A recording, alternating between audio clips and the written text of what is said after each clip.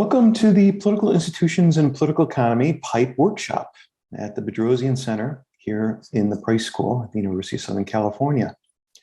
I'm Jeff Jenkins, the director of the Bedrosian Center and the PIPE Collaborative.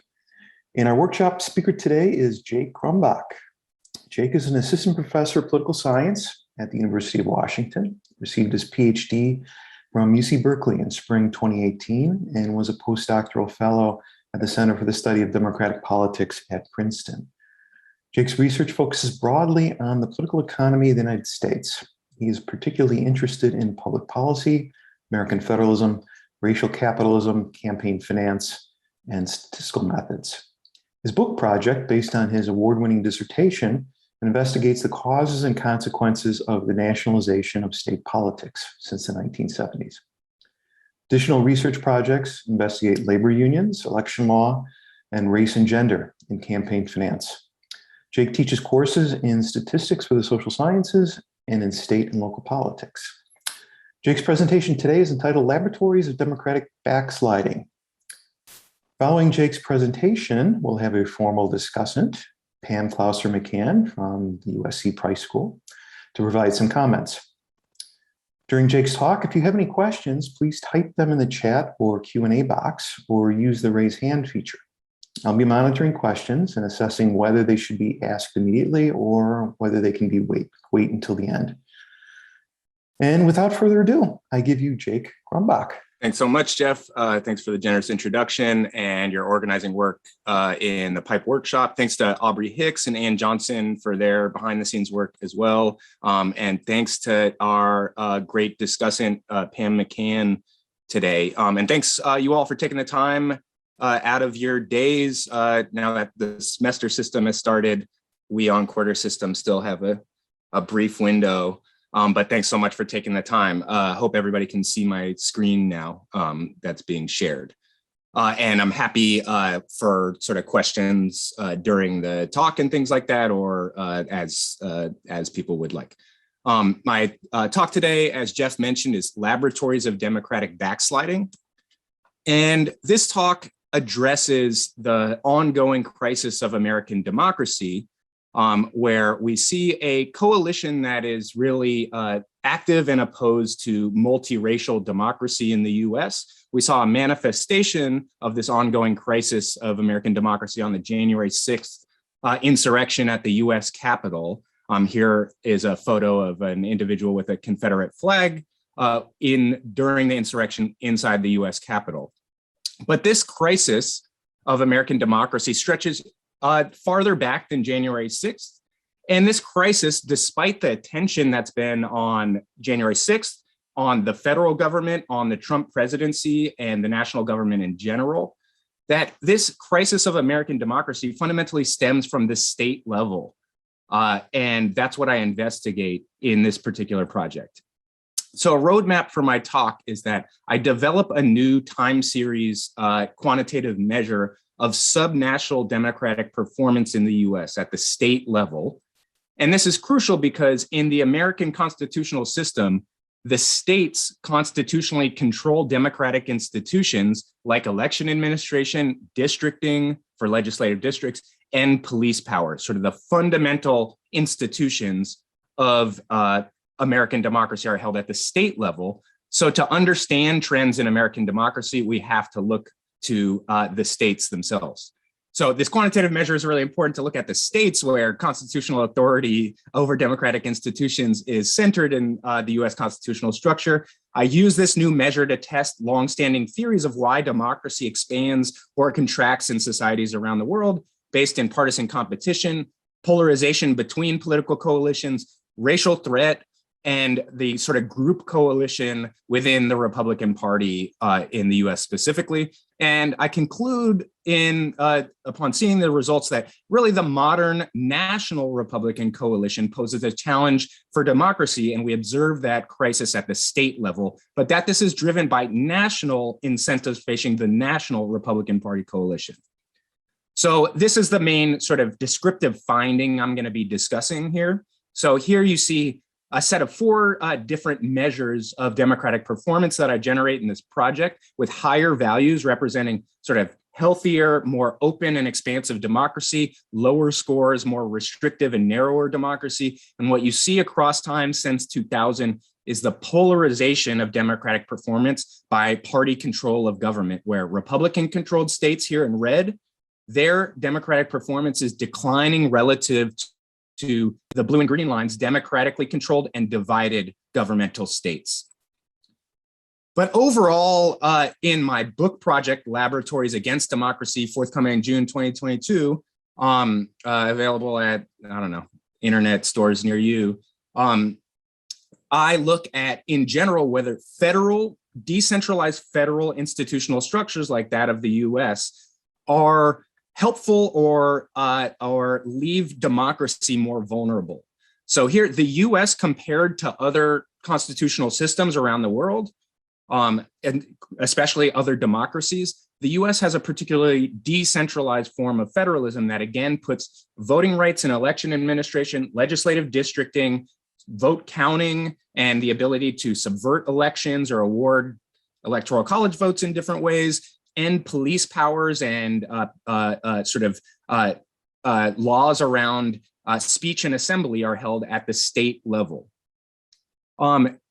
This means that looking to the state level is going to be crucial to understand trends in American democracy. And when we think historically, it's really crucial to emphasize the finding of scholarship in race and ethnic politics and American political development that has found that actually in American history, it's been the state level that's continually enforced white supremacy, and it's been the national government and centralized government to come in and dismantle regimes of slavery and Jim Crow that have been administered at the state level.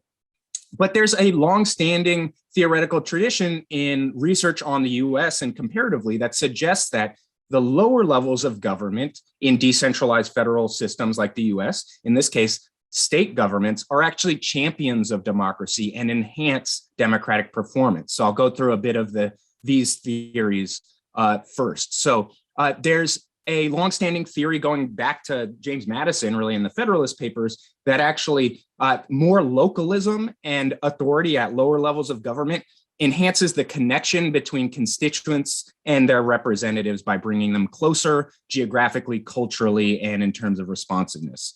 There's the idea that decentralization reduces national polarization, that if you give, for example, policymaking authority at the state level over something like same-sex marriage, Jonathan Rauch would say, that sort of diffuses a lot of the national polarized conflict over an issue and allows states to customize according to the wishes of their constituents and reduce national level polarization.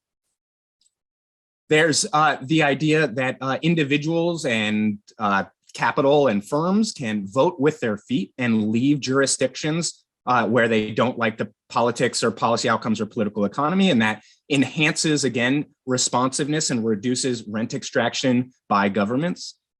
And we know about the theory of policy laboratories of democracy as coined by Supreme Court Justice Louis Brandeis, that states can engage in policy experiments and emulate the successful experiments and reject the failed policy experiments, and that states will therefore converge on sort of best practices and increase efficiency. And these sort of theories are widely held in sort of popular discourse and pop wonk journalism and punditry. So here on the left, you see sort of pundits who support these particular theories of decentralization and state governments as democratic champions. You see David Brooks here on the left. Federal power is impersonal, uniform, abstract, and rule-oriented, whereas local power is personalistic, relational, affectionate, irregular, and based on a shared history of reciprocity and trust. On the right, you see Yuval Levin's book, The Fractured Republic, which argues that subsidiarity and devolution of authority down to state governments will help reduce national politics in this hyperpolarized age of affective partisan polarization between Americans. And you also see sort of progressive versions of this. So the prominent legal scholar Heather Gerken proposes a theory of progressive federalism that suggests that delegating power to lower levels of government can enhance representation of racial minorities through, for example, majority-minority districting. But then you see a countervailing tradition of theory that lower levels of government in the US and in general are actually leave democracy more vulnerable and are actually the innovators and sites of democratic backsliding and restricting the expansion of democracy. So this is a tradition of states as democratic villains in the US political system. And this is not as prominent of a theory, but I'm trying to sort of bring this out of existing literature here. So there's one tradition that focuses on the legacy of racial inequality and white supremacy in American federalism.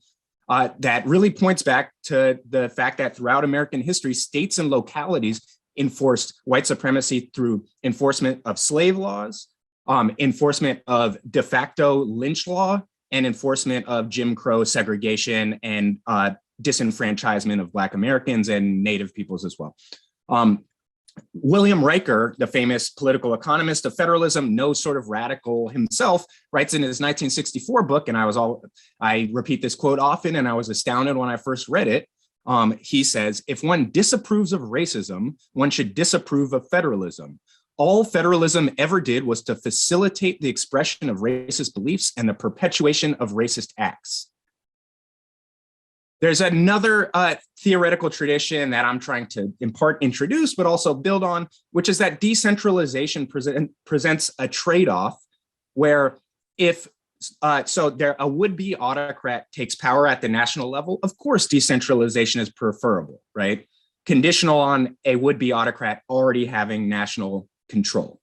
But if decentralization corrupts governance in a way that increases the probability a would-be autocrat takes national power, for example, through gerrymandering, voter suppression, and the like, then that presents a new sort of trade-off of sort of where you place your insurance in democratic crises in this point. And I argue that actually I'll sort of conclude with this, that we need to think about institutionally centralizing protections of American democracy.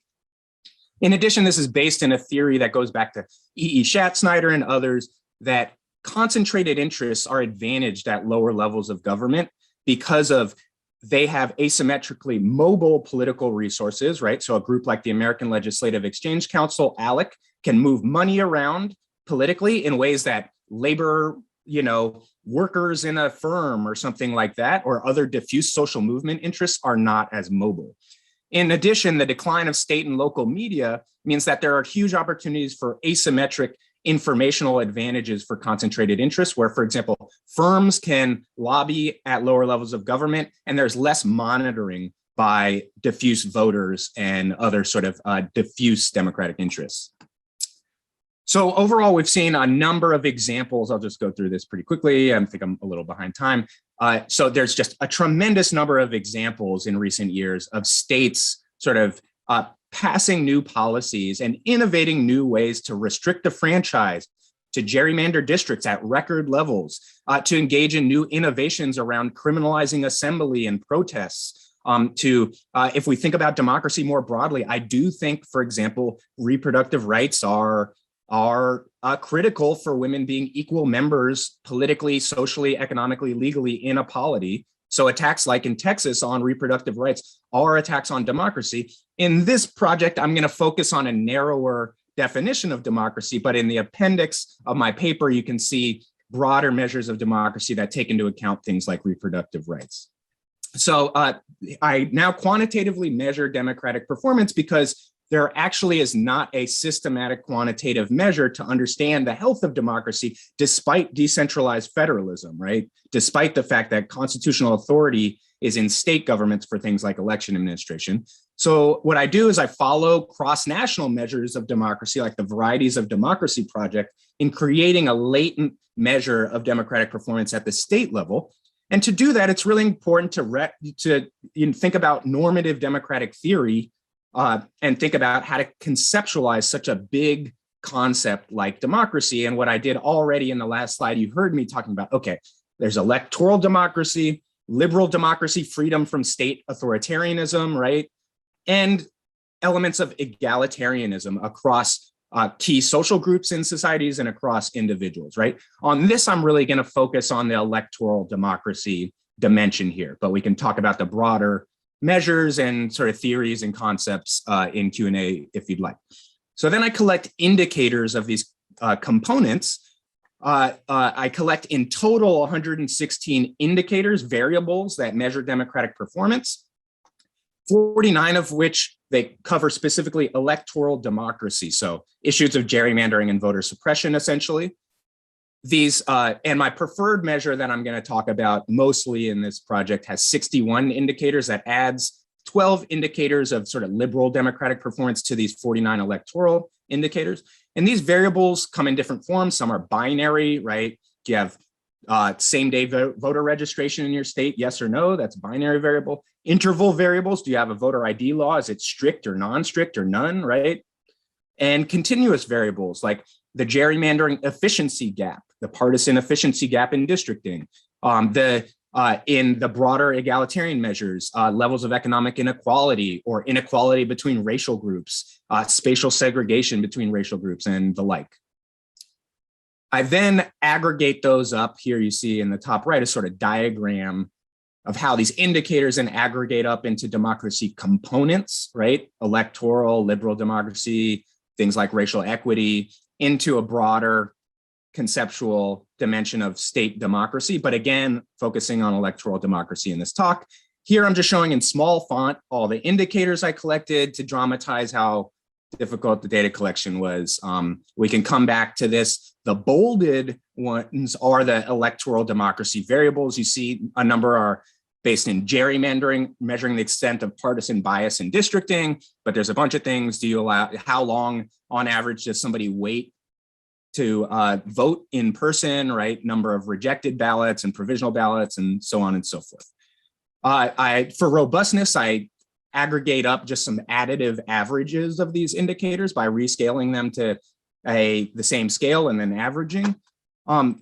But more importantly, and in the models I'm going to show going forward, I use latent dimensional estimation techniques, specifically a form of Bayesian factor analysis for mixed data. And that actually finds a home in studies of cross-national democracy, for example, by Trier and Jackson in 2008, used these similar sort of latent dimensional models. And it's similar to a lot of roll call measures of ideology and campaign contribution measures of ideology, where this is sort of a data-driven way to estimate a latent dimension. That, of course, provides, introduces new trade-offs, right? Between like how much structure should the theorist put on the measure? How much should we let the data and correlations between items drive the measure? But here I'm trying to be agnostic, but I do have these sort of expert weighted potential measures as well. Here you see the equation for the model where there's indicators are modeled out of discrimination parameters, beta, which tell you if an item like same-day voter registration makes a state more or less democratic, sort of how much. A difficulty parameter is a scalar here, alpha, and you model that with to get the parameter for each state, the latent democracy score here, theta ST. So then I can show you some of these factor loadings from this Bayesian IRT model to say, okay, how much do these different indicators, these different variables, move a state's democracy score based in the actual estimates of the model? So we see that some indicators like no fault absentee voting or same day voter registration or early voting. So those indicators increase a state's democracy score because they have positive discrimination parameters. Then some don't load very much onto the dimension, like the percentage of the eligible public that's registered to vote that has a minimal sort of influence on a state's democracy score. And then you have some variables that reduce a state's democracy score, especially these gerrymandering measures, in this case, mean median differences in partisan totals of districts versus vote totals, a classic gerrymandering measure, and things like the average wait time to vote. Other things like felon disenfranchisement, negative influence on state democracy scores, but a bit more muted. Then I can show you the descriptive output of these measures. So top left is the electoral democracy measure I'm mostly talking about, but the top is the additive averaging and the bottom ones is the Bayesian factor models here. So we can look at this bottom left corner, I'd say would be my preferred model in this case, but they're all different ways of looking at democracy. And what you see in this dark black line is the average state democracy score, which doesn't change much during this time period. You do see these gray lines, though, a lot of movement over this time period within individual states. So that static mean kind of masks a lot of temporal changes within states. So let's look at some of those changes within states across time. Here, I'm again showing the Bayesian factor analysis electoral democracy scores here, this time scaled from 0 to 100. And you see some states like Texas are kind of below average here in this dashed line. They move around a bit as election administration changes and gerrymandering districts change and things across this time period. You see some leader states. This dotted line is Washington State, go Huskies, where expansions of access to the ballot, automatic voter registration, same day voter registration, access to vote by mail, really partisan fair districts in terms of gerrymandering, right? Those things keep it sort of as a top performer during this time period. Then you see a set of states like North Carolina in this solid line that start out as decent performers. North Carolina actually a top performer in the mid 2000s as it implements the Federal Motor Voter Act. Its turnout increases. Its sort of old Jim Crow regime is crumbling. It's becoming a competitive state. Democracy is kind of flourishing in North Carolina during this period. But then after 2010, you see its democracy score fall off a cliff as it implements a record for the most partisan biased gerrymandered districts, probably in US history that we have measures for, as well as a series of voter suppression laws, especially after the Shelby County v. Holder Supreme Court decision sort of opens up that opportunity for more voter suppression mechanisms. So now we see some trends, right? We see that there's some variation within states across time, and that some have experienced massive changes in their democratic performance. But how can we theoretically explain this, right? So now I'm turning to some broad, long-standing theories of why democracy expands and contracts within political systems, and see if we can apply those to the case of the US states where democratic institutions are constitutionally held. So one is based in partisan competition. There's Kesar's study of voting rights in the US throughout history, as well as Don Thiel's work on the expansion of the franchise for women, for example.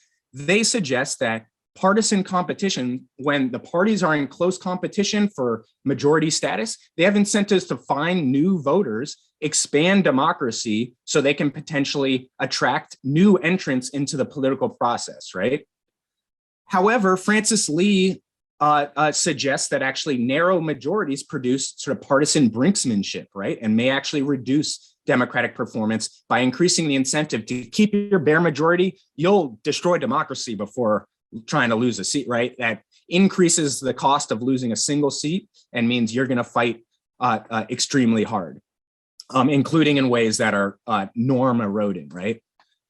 Then we have a theory based in polarization second, right? So this is a very straightforward theory. As the distance, the ideological distance between coalitions increases, right? There's a bigger cost if the out party takes power. You have a greater incentive to keep the out party out of power if you really hate what they're going to do with they take power, right? So that's a classic theory that maybe it's polarization within states would be the way to apply that to the states. In addition, Ziblatt and Levitsky and How Democracies Die really talk about how polarization erodes norms between elites, right? In addition, there's a longstanding theory in race and ethnic politics that demographic change and racial threat, right? The increased equality and political equality specifically, for example, signaled through the election of the first Black president, among other things, plus demographic change and increased immigration and a diversifying country in general, contributes to racial threat, where the incumbent advantaged group or privileged group fears losing its privilege, and therefore, rather than incorporate new entrants into the political system, will try to restrict democracy, right? This goes back not only to Bobo and Hutchings, but to scholarship in the 80s in things like racial and ethnic politics and urban politics. But then there's a theory that's a bit more synthetic and based in American history specifically that sort of merges demographic and racial threat with a key fact of the Republican Party coalition and its sort of group structure. So it suggests that actually the Republican Party is unique around the world in terms of conservative parties, where it combines a sort of the plutocratic interests within society, the very wealthy who are interested in top-heavy tax cuts and preventing redistribution and regulation. It combines that wing with this sort of demographic racial threat-based electoral base. And as economic inequality increases, that gives the sort of plutocratic interests an increased incentive because their economic platform will not be popular with voters. They must use increased racist appeals. And that is kind of the story of the Republican Party of the modern era, is in order to maintain an economic agenda that is increasingly unpopular, is the introduction of new dimensions of conflict, going back to, for example, the Southern strategy. It's a classic example. And here what we see is in the varieties of democracy sort of scores of political parties nationally, is you see that the Republican Party, compared to other conservative parties on the right of the sort of economic spectrum here, the Republican Party is very high on this illiberalism dimension according to varieties of democracy, right? So the point is the Republican Party is not just economically quite extreme compared to other conservative parties and not supporting climate regulation or national health insurance or various standard policies around the developed world on economic dimensions, but that they also are sort of, due to this confluence of racial threat plus high-end redistribution preferences, oppose democracy and democratic institutions compared to other parties in democracies. So let's look at the empirical results. And here I'm going to show you a bunch of two-way fixed effects models, but we can do this with the new diff and diff, Callaway and Santana style diff and diff aggregators if you're interested in that sort of thing. But here, let's start with competition between the parties. Are states that are more competitive between Democrats and Republicans in terms of legislative seats or elections overall, are they more Democratic? And actually, there's a modest positive relationship between competition within states and Democratic performance, but not a very substantial one. This is in terms of standard deviations on the y-axis here, modestly positive results. Polarization, on the other hand, shows results close to zero. The more polarized a state's legislature gets at the elite level, I think I might be freezing. Cool. Andrea asked a good question. Let's come back to that soon. So here you see that the results are close to zero. So pretty precisely estimated zero effects here from as a state's legislature gets more polarized, you do not see changes to its democratic performance. And it's important to note, like we can see that substantively, states that are most polarized in their legislatures are states like California, right? Which are not considered on the cusp of democratic backsliding right now. We can think maybe it's the interaction of polarization and competition here. So maybe it's actually when a state is very polarized and then becomes very competitive, right? Maybe then the incentives creep in to blow up democracy. But we again see not much results here on the interaction in this right set of coefficients here. And then in terms of demographic change and racial threat, I'll just show this descriptively, but you can look in the paper, in the posted paper for the diff and diff models of this. But here what you see, I've highlighted the top 5 democratic backsliding states since 2000, Alabama, North Carolina, Tennessee, Ohio, and Wisconsin. Are these states that are seeing huge increases of Latino and Asian American immigration or some sort of balance of power shifting in terms of racial threat? Not really, right? These are very low Latino states and not much change, a bit in North Carolina relative to its starting point, which is very low, but you don't see an association between within state demographic change and within state democratic performance, right? Again, it's not about within state trends here, and I'll point this out again in a second. By contrast, party control of government really does matter. So here you see the divergence in a diff and diff between democratically controlled and Republican controlled states on democratic performance. And more so when you actually focus just on the Republican Party, that's where the results are clear and of high magnitude. That Republican control of government, when the legislature and governorship are controlled by Republicans, it will reduce democratic performance to a large and significant degree. This is in most of these measures, the electoral measures even more so. You see a greater than a half a standard deviation reduction in democratic performance when your state becomes Republican. That is a major, that is a large amount. And you can do different diff and diff aggregation here, and the results appear even larger when you do those sort of the new diff and diff style estimators that deal with time heterogeneity of effects.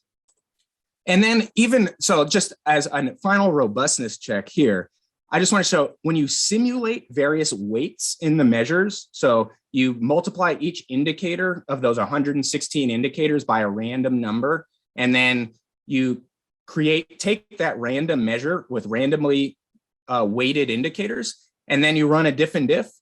Here you see, again, the findings are ridiculously robust here. In the bottom left, the distribution of coefficients for Republican control is centered around negative 0.5 standard deviations and is like a very tight distribution. There is no way you can use these variables that I talked about with respect to elections and estimate their relationship to the Republican Party's control of states and not find this. Like, this is just, it's impossible to make this go away. And this is not, I really, really want to emphasize this, no matter what particular weighting scheme you theoretically want in your personal measure of democracy, if you're studying it with any of these gerrymandering and voting variables, you will find that the Republican Party reduces democracy.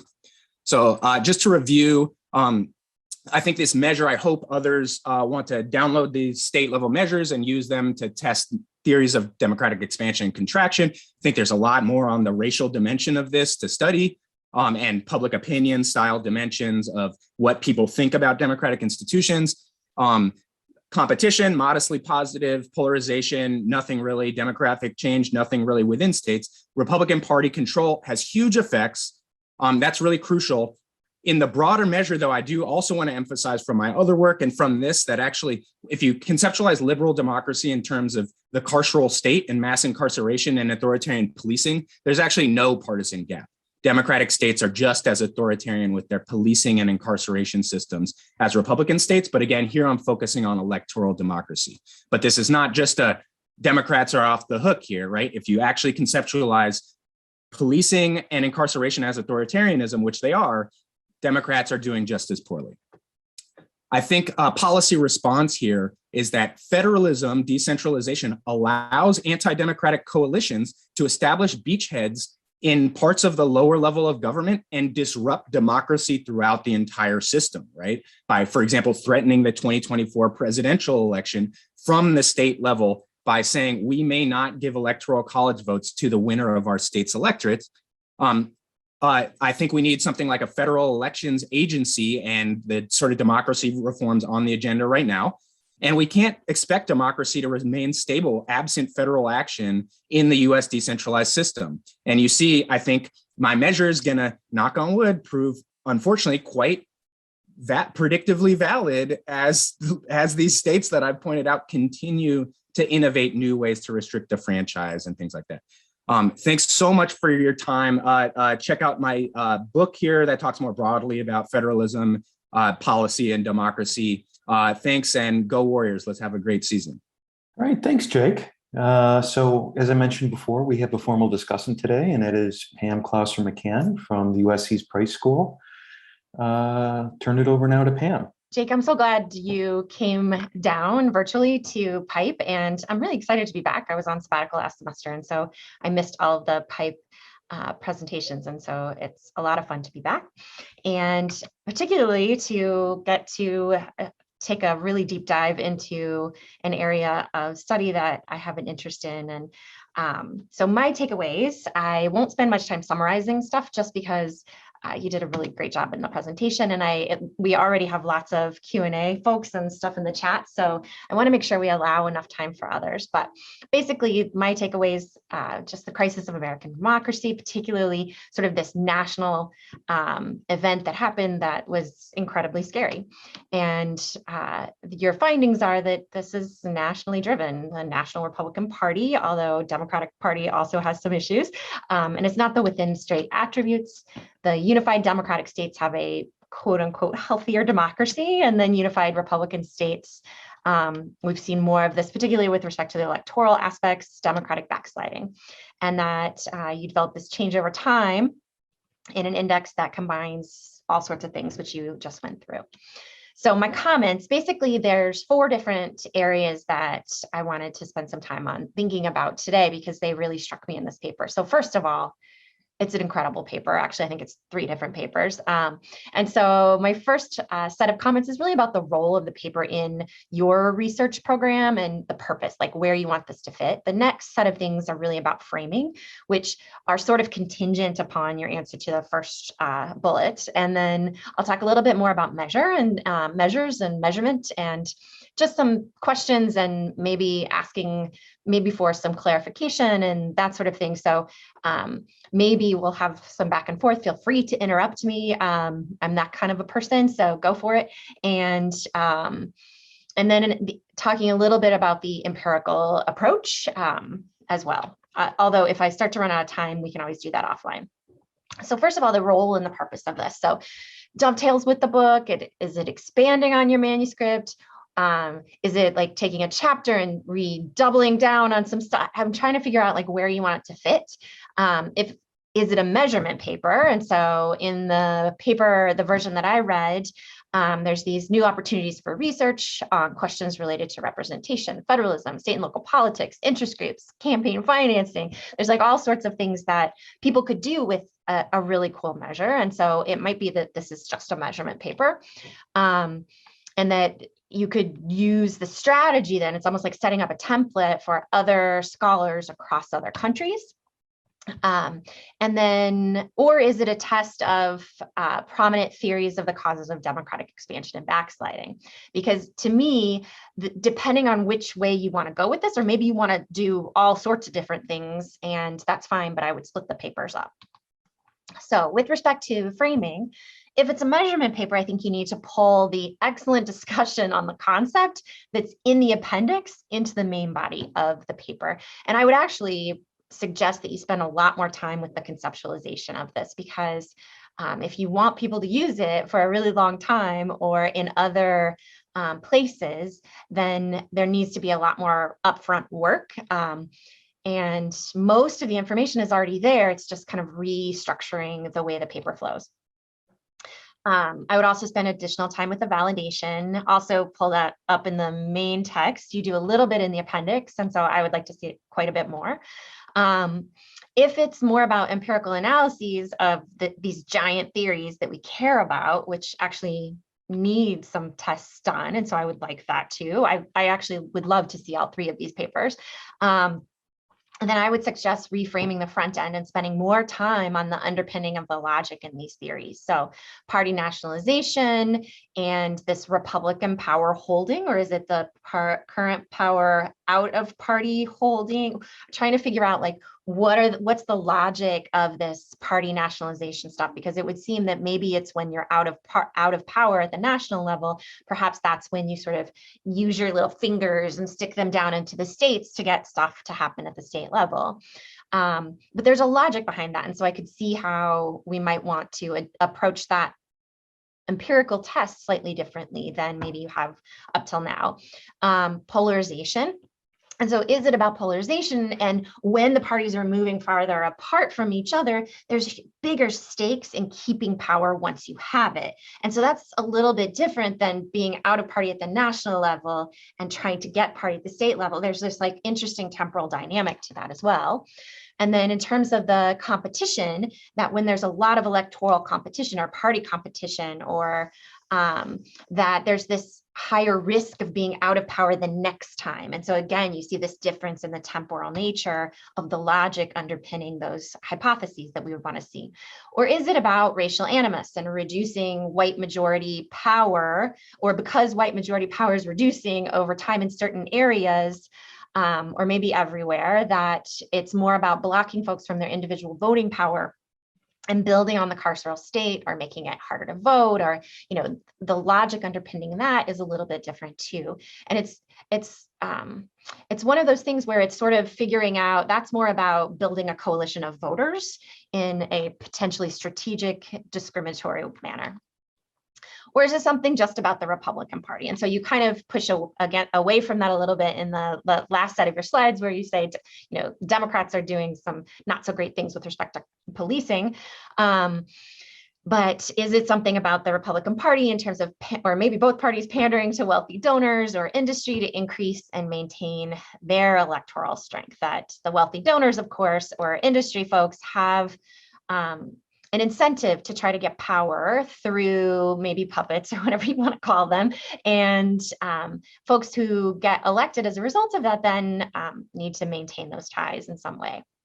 And so in terms of the construct of validity, one of the things I found in the appendix that sort of made me wonder like which way you want to go with this is the cost of voting index and the correlation with what you're putting together in your democracy index. And so I think it's just, you know, depending on what you want to do and where you want to do it, you might do a lot more with this particular. I thought this graph was really cool, and I think you could do a lot of things with it. And then existing measures. So if it's a measurement paper though, why a new one? And so you do a little bit of that in the paper, and you did a bit more in the presentation today, but this is actually really important. And so I would want people to want to continue to read what you're putting out there. And so I think to do that, we might want to have you put a critical review up front of the existing measures and why they won't work here, why yours is better. And so in terms of on the last slide and showing the cost of voting index, I mean, it's like just do a critical review and show how this is one dimensional in some way and why that matters, or whatever it may be. Provide a critical review of existing concepts, and then how yours builds on and differentiates itself from those. So you do a little bit of this in the paper, but it gets, if this is a measurement paper of a brand new concept, I think it just needs additional time, or and so it's right now it's kind of spread in different places, and so pulling that stuff all together so that we can follow along where this is going could be really helpful. And it also shows us, you know, what these other folks haven't done yet that you do much better. The bar is both high and low for brand new measures though, right? And so it just depends on what you want to do with this. So is it that you want a quick publication, then maybe you don't need to do these things? Or is it something that you want to make a big impact and people are using these? And I mean, state level data over time is incredibly onerous. Like it's just so hard to gather and to put together. And so it's something really impressive that you've done. And so depending on what you want to do, I think you just have to make some decisions there, it seems like to me. So measurement. So these are the factor loadings. So you showed us a few of them in the slides, but this is the whole set of factor loadings across all the indicators in, I believe this is just the electoral democracy measure. And so what we have here is we have a different sets of, or different types of measures that I want you to sort of help us think about. So there's absentee voting and restrictions on voter registration drives. So this seems to be about how hard is it to vote, like the cost of voting. So that's the cost of voting index that I mentioned before. And then these blue arrows, if I remember right, that is the turnout of the voting eligible population. There's the percent who register, and then maybe it was the district compactness. I'm trying to remember what that arrow was pointing to. And so those seem to be about sort of outcomes related to elections. And then we have these purple things, the purple arrows, and I'm pointing just to some of them, like 3 strikes laws and sentencing and truth in sentencing. And with respect to that, that's more of the carceral state sorts of stuff. But also, like when you pull in asset forfeiture grade to that, they almost seem like these purple arrows are about private rights of individuals and who counts as individuals as opposed to public authority and governing authority. And then we have these pink things like the state allows currently incarcerated to vote, and then many of the gerrymandering indices. And so I colored that slightly differently because there's just trying to figure out how you count votes matters and who gets to vote matters. And so those are similar but slightly different concepts. And so trying to figure out how these manifest attributes matter and how they go into the voting isn't really important. And so I just wanted to point that out, that there's like lots of diversity in terms of the stuff that you have in here. And oh, I know the second blue arrow that's about the opinion difference. So those are about what our outcomes. In terms of what we call this latent trait, so you're calling it the democracy or state democracy index, which is pretty cool. And I think you sort of talk about it, or I was just thinking about it as the health of the state's democracy, which is interesting. And I like that too. But when we do latent analysis, we get to name the trait, right? And so one of the things this reminded me of is Bowman, Posen, and Seifter have this really cool state level analysis of state constitutions over time. And it's much earlier than the time period that you're looking at. And what they say is that really there's this sort of core idea of a democracy principles in these constitutions. And the things that you see as a result of that are majority popular rule, regular competitive elections, accountability, policy that's representative of the public, it's implemented fairly, and it's legitimate and acceptable to the public. So when it comes to what you're looking at, it's similar, but what is the thing that's coming out of what you're putting in? So you're putting in some of these things, same things, right? You're putting in some accountability measures, competitive elections, all those sorts of things, but is it some health of the democracy at a particular time point in a particular geographic area?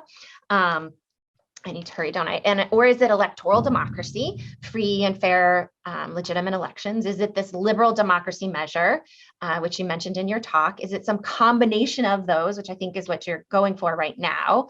And just trying to figure out, like, what does it mean and how do these things all go together? And I think using some of these correlations in the appendix might help us sort out like what you want to say a little bit more. And in particular, I would point you to looking at Sartori's ladder of abstraction and his concept misformation in political science. And it's not that your concept is misformed, it's that I think there's multiple things going on under the hood, which is kind of your point in some ways. But so what I would suggest is thinking about clustering, not like statistically clustering, but grouping together apples and oranges or blue arrows and purple arrows, or however you want to think about it, such that maybe, and then thinking about doing a multi-dimensional analysis with respect to your latent trait analysis. And so with that, we might have something that is electoral democracy is one of the dimensions, and the things that we might see load on that would be the electoral sorts of things. And so we may see a very different correlation with the turnout, the voter turnout sorts of things than what we're seeing right now, or maybe it's the same. So analytic strategy and robustness text. And so just like what I was saying, right now you have a one-dimensional concept, but it seems like you're trying to holistically describe something that is multiple dimensions. And so maybe using additional dimensions just to see if that helps you. And then the different dimensions can be used for different sorts of things. If so, if you still feel like that one-dimensional construct is the best idea, then I would suggest slimming and focusing some of the attributes and looking to see if there's a difference when you take out some of the outcomes related stuff. So public opinion gaps and other sorts of things that maybe we would expect to see out of a state that wasn't democratic, but as a consequence, not as a cause. And so that's one of the things that you might want to think about. In terms of the methods of modeling your spatial linkages, So right now, what you have is you just have, state fixed effects in the later analysis, but in this, each state is its own unit in each year, really assuming a lot of independence across those, I think, is what you're doing. And so if that's the case, then maybe you want to think about incorporating some kind of a linkage.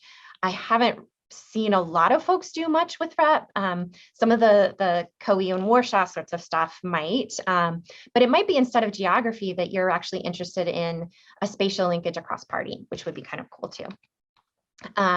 Your anchors, I'd like to see more about that in terms of the random versus theoretically driven, particularly if you move to a multidimensional concept, you might have to really think about that. Or write about that, articulate that in a pretty straightforward manner, because I could see how that could get really confusing really quickly.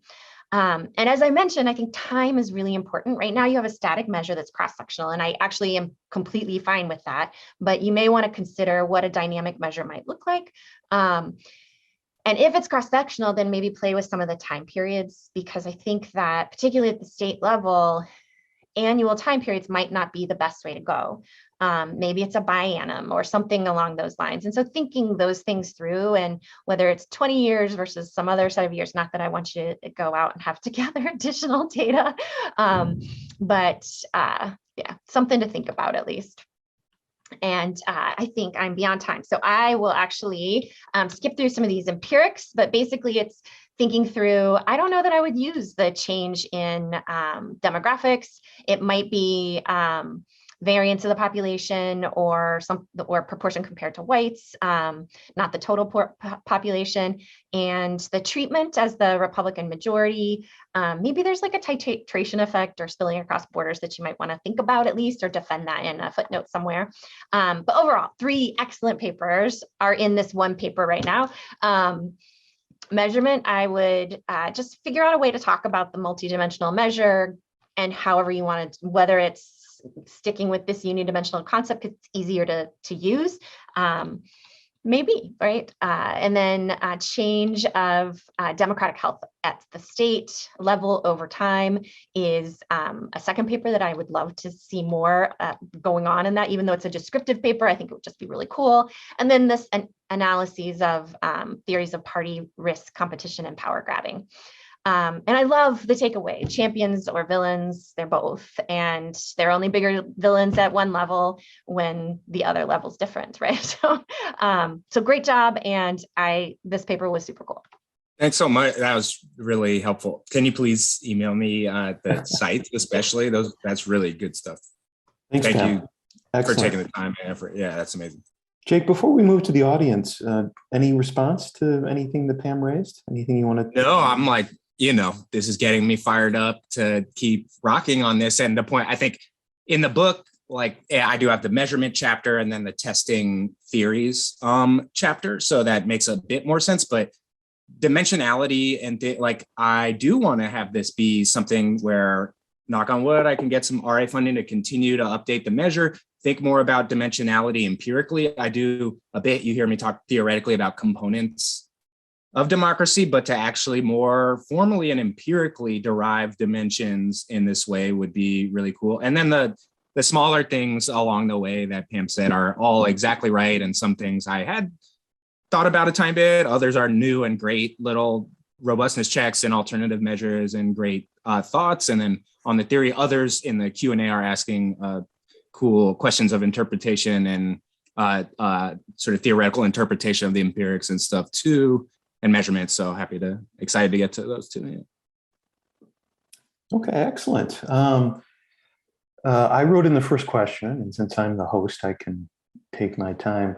I don't want to make too much of this because there are lots of other questions here and they're better than mine, but I was just thinking about some of the coding, right, on some of these measures, right? Is it always obvious what is better in terms of democracy on some of these things? Some are pretty straightforward, and others seem to be a little bit more, I don't know, fluid or complex.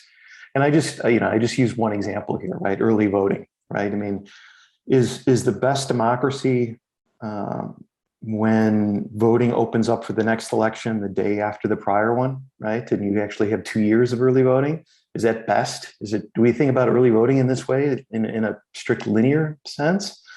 Or is there some kind of optimal level? You know, that sort of thing isn't obvious to me. So I just wondered if you had anything to say about some of the coding that you did and some of the issues. No, absolutely. And like the real terrible lame answer is, oh, well, the intercorrelations between items tell us what the, discrimination and difficulty parameters are. But no, in actual theoretical substantive terms, I would say my favorite analogy for explaining this is to think about the definition of voter suppression, where something that makes it more costly to vote, if it has an actual security need for election integrity, to prevent voter fraud and things like that, then that's not as much voter suppression. But the point of modern voter suppression is the implementation of these laws, including things like voter ID laws, where there's discussion about the empirical, causal effects of voter ID on turnout and turnout inequality and things. But regardless of the empirical findings of the identified studies, it's that increased the costs of voting in theoretical terms for a purpose that's not actually based in combating election fraud or any sort of security threats. So similarly, I would argue that we haven't observed historically and like undemocratic early voting, right? An expansion of early voting that hits some threshold where we would not want to theoretically model it linearly, as you say. But I could imagine at some counterfactual that there being limits on that I would have to take much more seriously. But so far, I don't think that's the case. But I think you bring up a great theoretical point that we should think about. We should think about more specifically in actually conceptualizing democracy and tying that to specific policies in sort of administrative procedures. So yeah, I think there probably is a limit, exactly as you're saying, Jeff, but not one that is not one that has more than an infinitesimal probability of being realized in let me just follow up and then I'll move Sure. to the other. So in these hypotheticals, what if we were to move to all mail voting completely for all elections? Would that open up concerns about fraud in your mind? Oh, no. So that I'd say there's been new analysis of voter fraud in all mail voting states like Washington State, and there's no empirical evidence of greater propensity of fraud or anything like that. But I would say, again, that brings up, so again, states have different sort of grab bags of election procedures, right? So all mail voting states have less early voting. And then it's other states that focus on in-person voting and have limited absentee ballot access that tend to offer more early voting. So this is something where it is something to think about in terms of the particular packages, right? But the model does suggest that early voting and mail voting separately, both of them increase democracy. And I would say that's the case, but you get to a point where actually we don't observe robust early voting systems with all mail voting systems in this way. So that does become tough, but on their own, I would say both in theoretically substantive terms and empirical terms, yeah, that those do expand democracy. Yeah. Okay, so let me go ahead and just read some of the questions. I mean, you have them in front of you as well. Great. Andrea Evans asks a question on methodology. Sorry if I missed this, but are all of your variables weighted equally to make a composite coefficient in your model? Yeah, thanks. I really appreciate that. So first, in the measurement model, so there's both, I showed some robustness checks with just averaging all the measures equally, right? All the indicators equally, and then also using this Bayesian IRT model, which derives weights from the correlations between items. So that's not me doing it. And then in the empirical tests, the diff and diffs, I scale all the everything to one standard deviation to standardize, although, that brings up its own issues. But the point there is to say, like, okay, given the distribution of competition across states, like, a one standard deviation jump in competition matters a lot less than a one standard deviation jump in Republican control of government or, polarization and things like that. That's a great question. I'll just keep rocking on these questions, if that's okay. Yeah. So Christian asked a question there about, one party states. and the degree to which some of the indicators that you look at are actually not the ones to look at, or are subsumed by some other things. So having a healthy minority party would be something that would be useful for democracy. Right. So I do think there are some conceptualizations of democracy that themselves put partisan competition at the center theoretically, right? Not as a cause of democracy, but democracy itself. So that's one consideration more normatively, but also empirically, when we think about like Neil O'Brien has this cool JOP on the history of one party states where there's a lot of all Republican states in the mountain region and things like that. And he finds that those states tend to be less polarized as well. But I would say that, yeah, like, I think my belief is, yeah, it is crucial to have a healthy minority party. I haven't looked at that type of dominance, but I will say the cases we see of the most backsliding, when you just look at them more qualitatively here, they are states that were competitive and then became Republican. It's not that they had very long extended periods of Republican control. Most of the ones that did the big backsliding, basically, it was places like Michigan, Wisconsin, North Carolina that had either divided and Democratic control for a long time, then had the 2010 election wave, or it's some states like Tennessee, which had longer term Republican control. But I would say just at the state level, there is not that much Republican Party dominance going back all that far in the contemporary period. States like Arkansas and Mississippi had Democratic, one chamber of the legislature was Democratic until the late 2000s in like Mississippi, right? So the Southern realignment actually takes longer at the state level than at the national level. And that's really crucial to recognize. So I don't, also with the limitation on my measure going back to 2000, which is lamentable. I wish I had a longer measure. Although it's harder, I will say to the other question about that, which was great. I think it was my student, Rachel Funk-Fordham, who's great. But the point here is it's really hard to get the parameter space, the dimension consistent across time. So DW nominate and think there's huge, editions of studies in APD all about unpacking nominate and the endogenous agenda and what's changing on the congressional agenda. With this, it's like, I don't know how to transfer this dimension to the pre-civil rights period, where like, if you're Black in the South, you 100% can't vote. Like if you are a political activist and Black, there's a good chance you're lynched. And before that, slavery, women being disenfranchised and things like that, and having women not being able to own property on their own outside of a property-based marriage. Like this is stuff that is like, I don't think comparable historically on a quantitative dimension, or if it did, it would be like, it's all way more democratic right now. And everything before was like, much more variance in democratic performance before. But I would like to try to do that, but I think it would be very hard. So let's shift off of Christian over to the Q&A box. Isaac Hale asks a question and maybe a follow-up. And it's not about one-party dominance, it's about third-party issues. And he asks, in short, should institutional barriers to third parties be a part of a conceptualization of equality and democratic competition in the US states? I really like that. That's something I had not actually thought of, and it's really cool.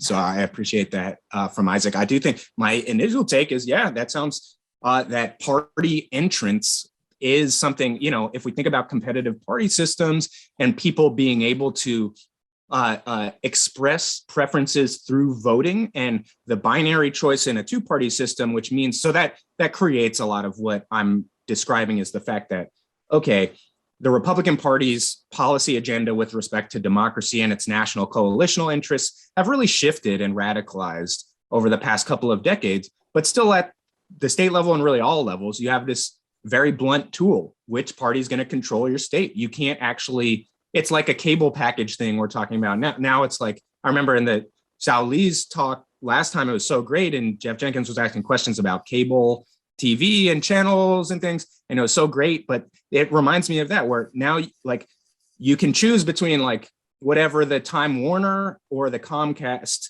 package, but now you have all these little streaming services and you can only pick some, and that's not what we can do. So voters have this blunt tool. So I do think like expanding that potential choice setting, like, seems democratic to me. And I think it's also just a clear empirical trend that, proportional representation systems with multi-party governance appear more robust to this type of backsliding. And again, a fundamental problem is that the Republican Party packages right-wing populism with sort of far-right economic preferences, and both of those point against democracy. And that's one reason why anti-immigration, pro-redistribution, welfare chauvinist European parties have not threatened democracy quite as much. And the Tories and other sort of business class parties in the developed world have not threatened democracy the same way the Republican Party has. So I think that really does matter. Email me. I'm really interested in thinking through this more, and I don't have deeper thoughts than that, but that's really, really cool. So we have a number of questions and points that touch on temporal elements of both your talk and what follow-up papers or follow-up projects might look like. Let's skip over Christian's for now, and your student Rachel Fordham, is that right? She asked very specifically about the modern Republican Party and whether 2000 or around 2000 is when problems started, or whether right. You should look further back. That's a really great question. So, I think there's two sides to this. I think a lot of the sort of agenda coalitional foundations for the post-2010 wave of Republican backsliding, where I empirically observe it mostly, is in this post-2010 wave. But there's a lot of potential theoretical causes for why the 2010 wave seems to be so consequential for democratic performance. One is that there's the opportunity for gerrymandering in ways that there wasn't in a non-redistricting moment there, and Supreme Court opening up of the potential of various forms of voter suppression and gerrymandering that they didn't potentially before. So that's why Chris Warshaw's work with Nick Stephanopoulos on gerrymandering and their measures of it are just really crucial here, and have taught me so much. And this was something I did not, until I did this, I did not understand how much gerrymandering would drive the democratic performance measure. Like, really, it's voter suppression does matter in this measure, but it's really gerrymandering is like the flagship reason. And some might say it's a crime of opportunity that the Republican Party did this in the 2010s, right? So it's not that they were more or less radical before, it's that they got this new control of new state governments that were not as gerrymandered in a redistricting cycle, and they did it. But I also think there's huge evidence that the 90s Gingrich revolution, and before that, the Southern strategy of late 60s through the Reagan appeals and backlash to issues of civil rights and appeals based more in racial conflict than sort of business class politics, right? And a refusal to sort of moderate the economic agenda being a key part of it does set the foundation. So that was a lot of different answers, but my point is, empirically, we really see post-2010 is the real backsliding, but the seeds were clearly set in these other ways. I think that's a crucial question. So we'll jump above now, back to Christian. Second part of Christian's point here. In the modern era, why are reformers so focused on local election states with ballot initiatives and so on instead of federal policy interventions, per your argument? It seems like preferences of elected officials and the public who elects them matter here too. So such a great point. So I think, Karthik Ramakrishnan and what's the new Immigration Federalism book is sort of an extension of Heather Gerken's progressive federalism with respect to immigration policy. But I tend to take away from this the fact that there's many pro-democracy coalitional movements active at state and local levels. For example, policing. Like, it's really amazing to see the rise of issues of anti-authoritarian, anti-racial authoritarian democracy-based movements focused on the state and local level. One is that the authority for policing and other democratic institutions are there constitutionally. But another is just that it's actually just a lot harder, and you fail globally, act locally style dynamics of this is the best opportunity one has. But that should not be confused with the fact that the state and local level, on average, I'm arguing, is disadvantageous for diffuse interests. But that still, when you're out of power nationally, that's really all you have. But Christian's really broader point here and question about overall the historical pattern of which institutional levels and institutional nodes in the American political system are protectors or villains in democratic history. And I think I'm thinking about this more with Eric Schickler. We just put out an op-ed where actually the historical pattern I think is pretty clear, and Eric helped me come to terms with this, is that really it's states tend to innovate backsliding, to some extent the Supreme Court, and Congress, its issue is either it can't get its collective action ass together to do something. So it's either a crime of sin of sort of omission, and it does not protect against this backsliding, but they don't take many examples. There are not many examples of affirmative action, for lack of a better term, policy action from Congress to backslide democracy. For the most part, it's about their inaction. So I would say this is a very tough thing. And I would never say that democratic coalitions or interests or, workers or, civil rights groups or racial minority groups or dreamer immigrant activists or climate activists, I would never say these people should cede the state level, right? But rather to just accept that if you have the opportunity to centralize policy making at the national level, that would be a good thing to do longer term for the purposes of your own agenda. But that, again, when you're out of power, what is a climate activist going to do in the mid 2000s?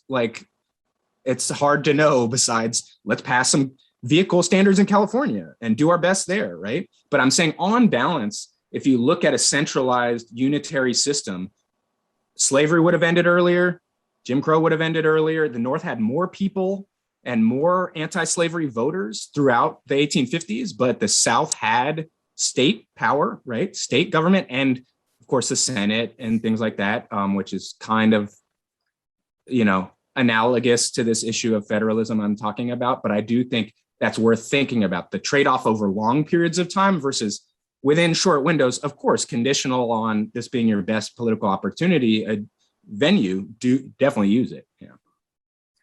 So Andrew Evans asks another question here. When looking at Republican-controlled state governments as an independent variable, I'm curious what confounders might be related to the voters in a state electing Republican leaders. Like, Republican lawmakers will restrict democracy, but the party in power is not a random event. It is self-selected in a sense. So how do you think about that, control for that?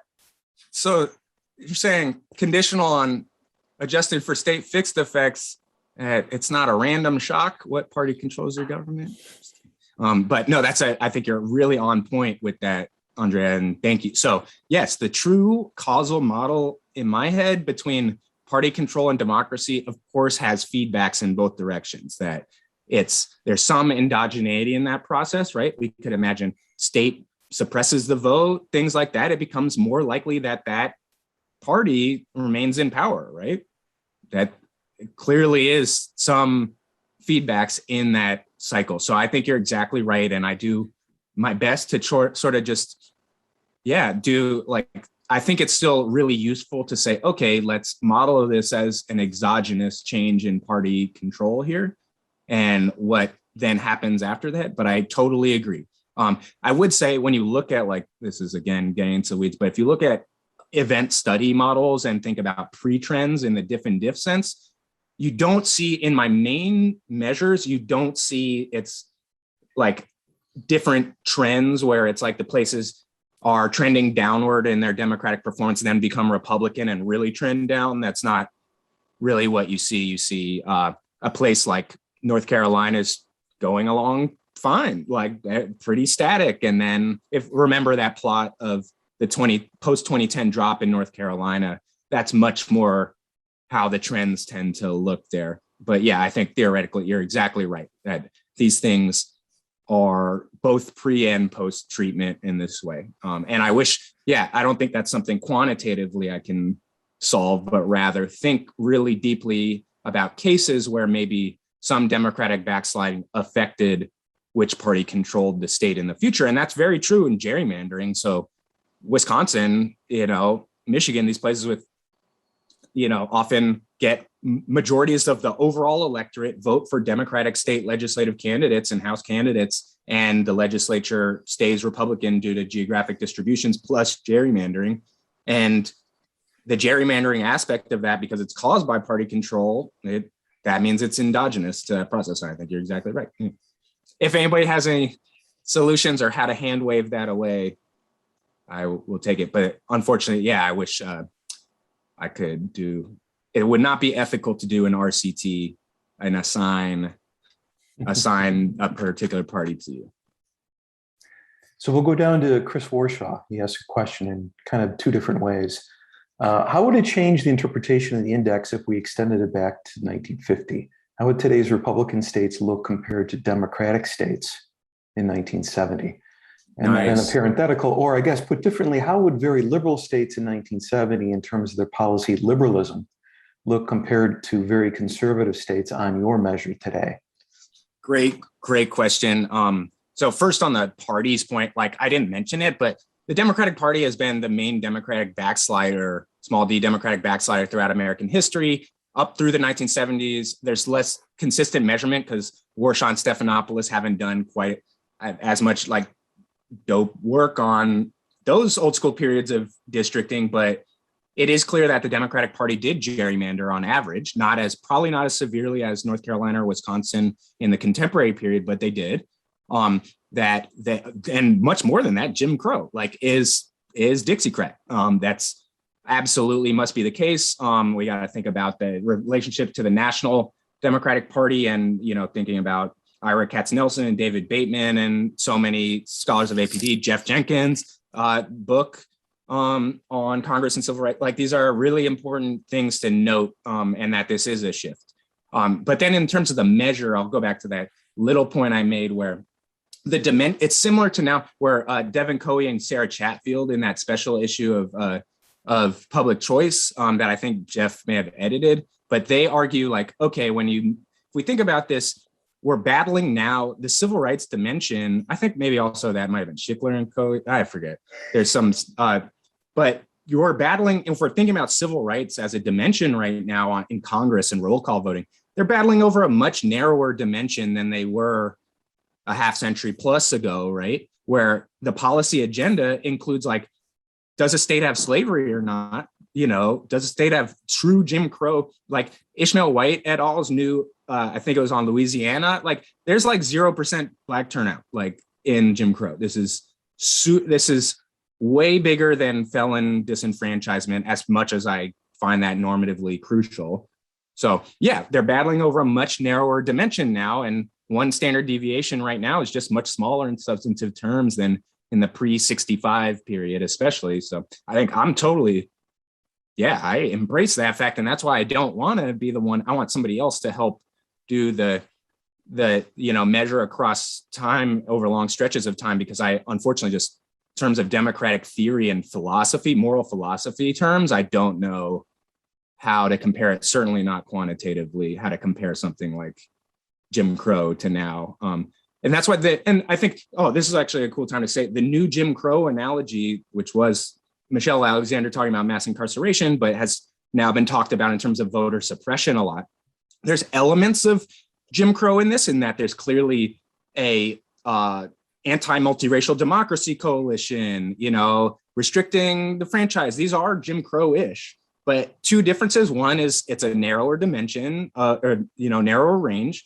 And the second thing is that this is, again, national. I love the way Pam brought that out in her comments. This is about national coalitions, not about states within states, whereas Rob Mickey and others' work on Jim Crow is so crucial that this is about battles over land redistribution within communities. This is about public goods within a county, who can use roads and public schools, right? This is so different now. This is about a nation slipping away to the libs and Black and brown people and things like that.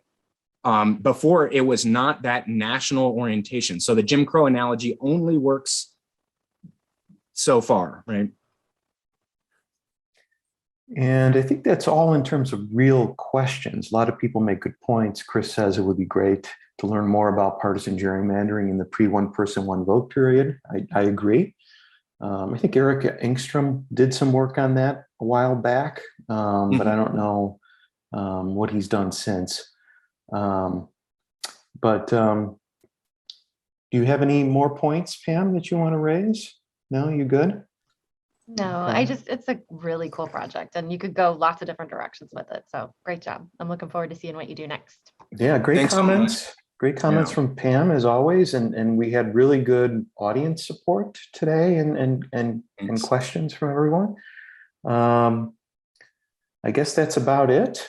Thanks to Pam for taking the time to read the paper and contribute as a discussant, and thanks to Jake for spending part of his Tuesday with us, and thanks to all the people who watched and asked questions and raised interesting and important issues. And I concur with Pam. There's just so much in this project, and you just have to kind of decide what you want it to be, right?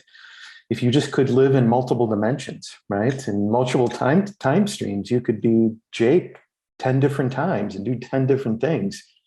Unfortunately, you don't have 10 different times to do this, right? So, but this is a multi-year thing for you, right? I mean, this is going to be the next X number of years for you to do some things with this. Let's hope these institutions remain so I don't have to change the names of constitutional institutions. And yeah, parallel universe, Jake, we'll get to this. Thanks so much. Yeah, I should run. I actually have to be at another panel thing right now. Thanks so much, Pam, especially for that outstanding insights. And thanks to the audience so much for your time. Yeah, thanks to Aubrey and Ann, as always, for helping produce these things. And as I said in the chat, this will be up on YouTube in a week or two. So I'll make sure that I tweet that out so that people can watch again, should they want to. All right. All right. Thanks again to everyone. And until next time in 2 weeks. Bye-bye.